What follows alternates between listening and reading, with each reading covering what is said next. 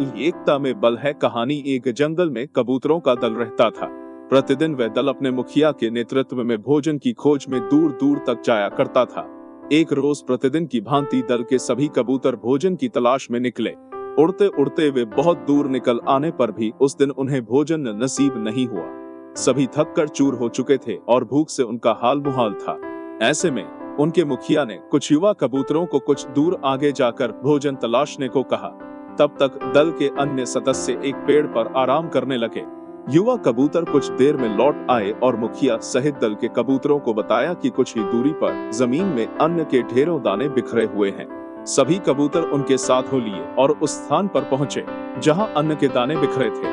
जमीन पर बिखरे अन्न के दानों को देखकर कबूतरों की भूख जाग गई और वे दाना चुगने लगे।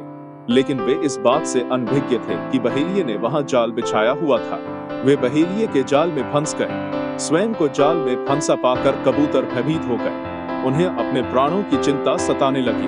तब उनके नेता ने उन्हें ढांढस बंधाया और धैर्य से काम लेने को कहा। उसने समझाया कि इस समय हमें एकजुट होकर इस संकट से निकलने का प्रयास करना चाहिए। यदि हम सभी मिलकर जोर लगाएं, तो इस जाल को लेकर उड़ सकते हैं। इस तरह हम बहेलिये के चंगुल से बाहर निकल जाएंगे।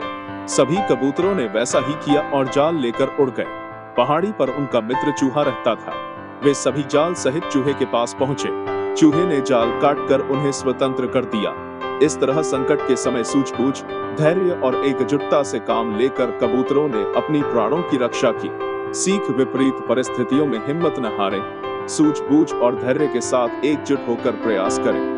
एकता की शक्ति से हर संकट से छुटकारा पाया जा सकता है। आशा है आपको एकता में बल है कहानी पसंद आई होगी। ऐसी ही हिंदी मॉरल स्टोरीज के लिए हमें सब्सक्राइब अवश्य करें। धन्यवाद।